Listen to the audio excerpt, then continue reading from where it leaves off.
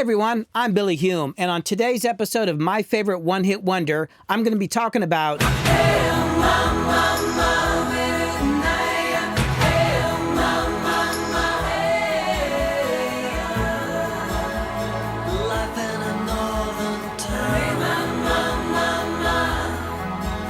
Life in a Northern Town is by a group called the Dream Academy. The song was written by band members Nick Laird-Clowes and Gilbert Gabriel, and features a wonderful performance by the third band member, multi-instrumentalist Kate St. John. The song came out in 1985 and reached number 7 on the U.S. Billboard Hot 100 charts in February of 1986. There's a lot of things I really love about this song. It's just so beautiful and so huge. It's like a movie score.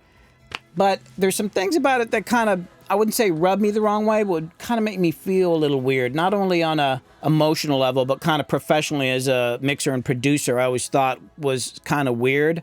I'm going to talk about that in a second. First, I'm going to talk about the things I like about it and what I think is really cool about the production. Now, the song basically only has 2 chords, yet it always manages to keep my attention through the whole song. And they do that by constantly introducing different elements of this world that they've created, and also by leaving you wanting more. And I'll explain that a little bit later. They start out with this soundscape, this wind, just kind of creates a vibe. And then they bring in these guitars, which is probably a 12-string layered with some other guitars that are slowly fading up, very whimsical. Then they bring in these synths and these tension vocals just building and building, and then these strings up to a drop, which is a great production technique to draw the listener in. And these soft emotional vocals. And they bring in a kick drum, like a heartbeat hitting on the backbeat.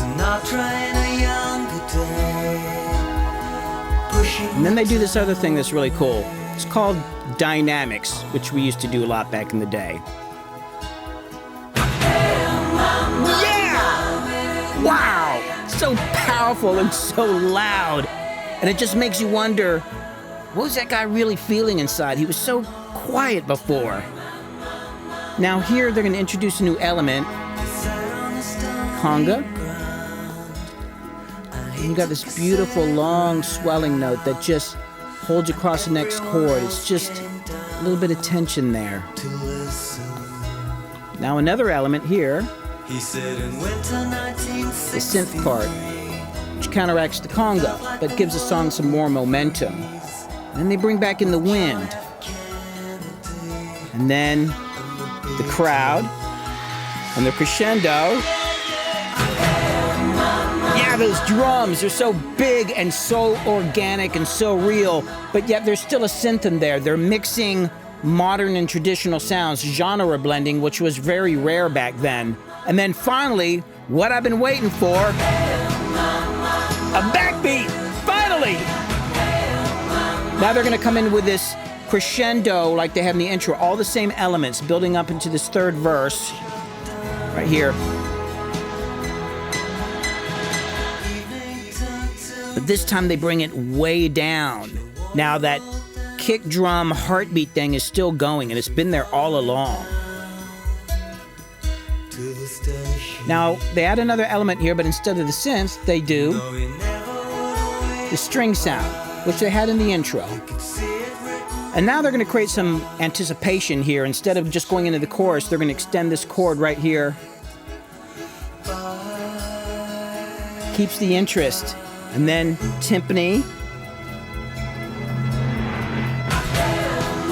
Yeah! There's this thing with the vocal harmonies that I really love that I'm going to get into in a bit, right here. And then on the second half of this third chorus, they introduce another element, which is ad-libs on the lead vocal.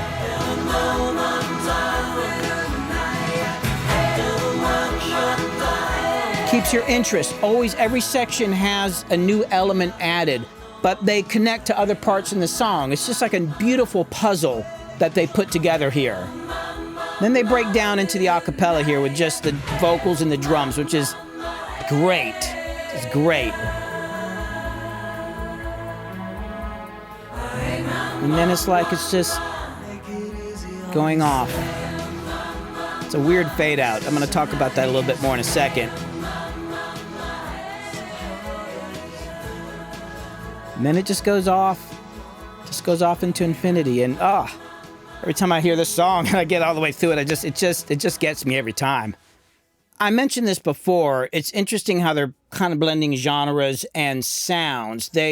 They've got like these synth and synth-based sounds that they're mixing with oboe and cor anglais, I think is how you say it, and timpanis and strings, which was a little unusual back then.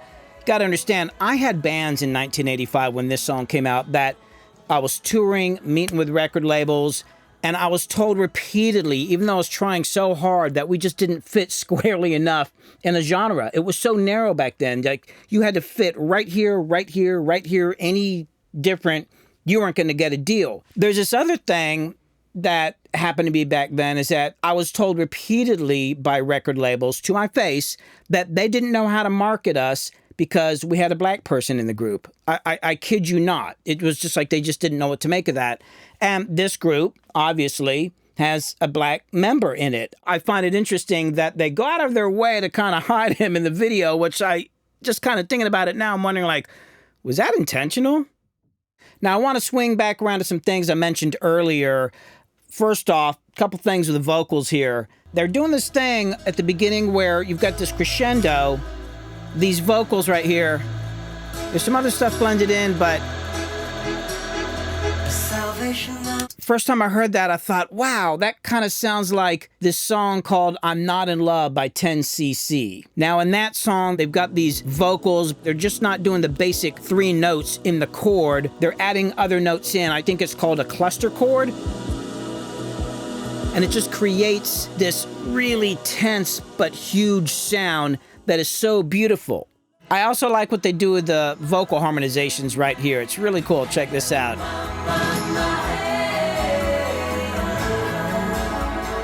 It's like they're coming down together on that last note. One goes back up and the other continues on down. What they're doing is this. One vocal is going, and the lower one goes. So together you've got, which is really cool. Check it out. I'll play it again.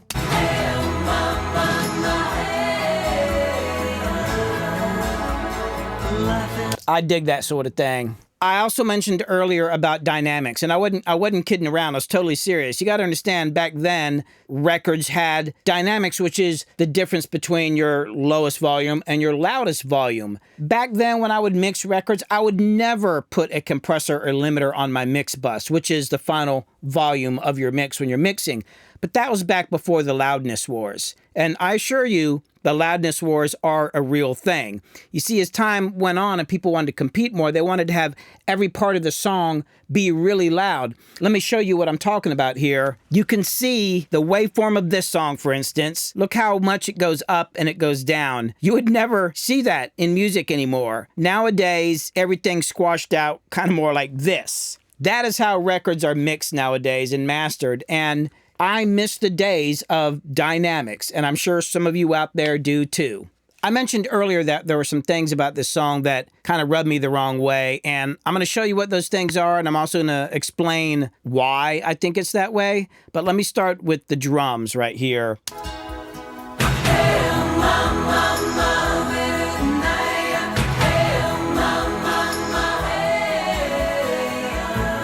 Oh, you know, it kind of drops off, and it just kind of left me kind of like wanting more, which I guess is a good thing. Let me show you, like here on the second one, you know, they do the same thing. They kind of drop off there, and they do come in with a backbeat in the second half right here, which I love. Yeah, I love this.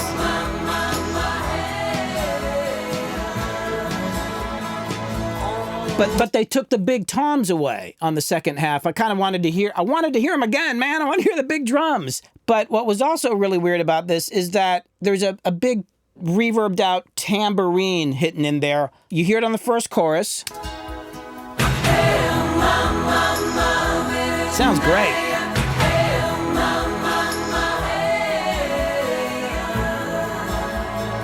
Oh, it's not there. I mean, they could have at least left the tambourine in.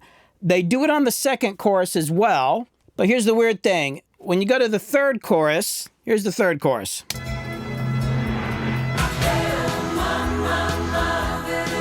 It ain't there. Tambourine just disappears and it doesn't come back in. And I don't know. The other thing is I don't think there's a bass part on this song anywhere. Now they've got a big low-end synth that's kind of like, I guess, a synth bass. You hear it here.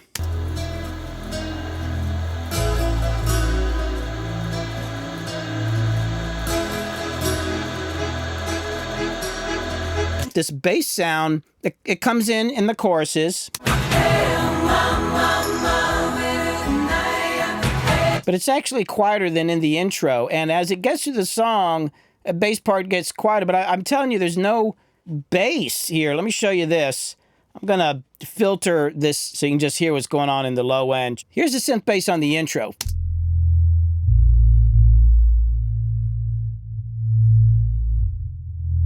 Big. Here's the synth bass on the first chorus. It's actually quieter. Next chorus. Synth bass is even quieter. And then in the verses, it's nothing. That synth bass gets quieter on every chorus. It's just, as I was listening to this over the years, it just kind of like, wow, why do they keep pulling away? Why do they keep pulling away things? Why do they keep like leaving me unsatisfied? Why? Another thing that always seemed weird to me was the vocals. I never could quite put my finger on it until I started working on this video and kind of digging into the mix. Let me show you what I'm talking about. Here's the first verse. Salvation Army band played, and the children sounds great. Nice and bright, kind of loud. Second verse. Way quieter. Third verse, even quieter. I mean, check this out. First verse. Second verse. Third verse. Once again, pulling away continuously. And then there's the fade out. Now, normally in a song, when you're doing a fade out, you start here and you kind of gradually go down. You might have a little bit of a curve on it, but on theirs,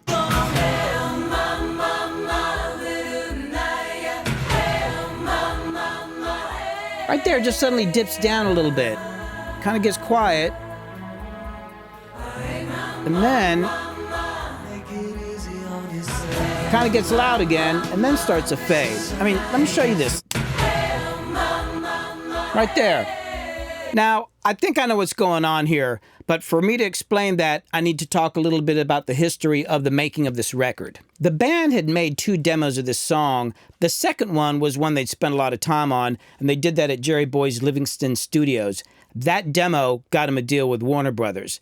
To record and mix their album, they went to friend of the band and Pink Floyd guitarist David Gilmour's studio, which was located on his massive estate an hour west of London. According to Gilmour's engineer, Andrew Jackson, this studio wasn't anything fancy. It was actually in a barn, and it had a nice recording area, but the control room was crammed into this little spot.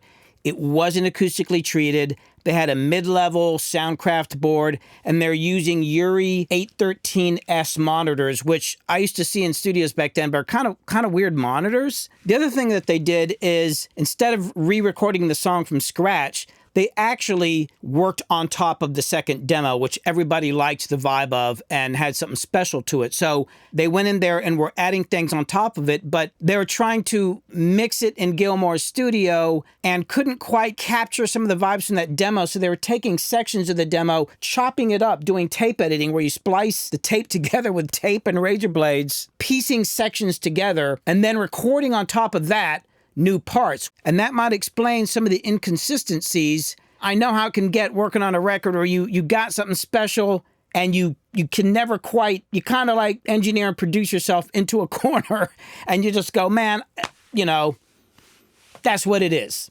Besides the technical issues it seems they were having, I feel like there's something deeper behind the song and a message they're portraying, whether they realized it or not. To me, all of the the pulling away, the never quite delivering on things, and things always kind of, being pulled back, but yet you have these explosive, vibrant sections, I think is kind of like a statement about living in a small town where everybody knows each other, or an economically depressed town where there's constraints on your life. Like, you live in a place like that, people expect you to just keep doing what everybody else did, and there's probably some resistance to leaving or improving yourself or growing. It's like at the very moment that you have a dream and see this future and you're all excited, like the way the drums sound in the chorus, the next thing you know, your culture, your background, your education, your financial situation is pulling you back down. Everything's saying, oh, you can't do it, you can't succeed. That's what I'm getting from this. But regardless of all that, I think at the end of the day, what they concentrated on was doing what's right for the song instead of doing what's expected in pop production. Well, that's it for this episode of My Favorite One Hit Wonder. If you like what you saw, hit the subscribe button. And if there's any other one hit wonders you'd like me to talk about, leave it below in the comments.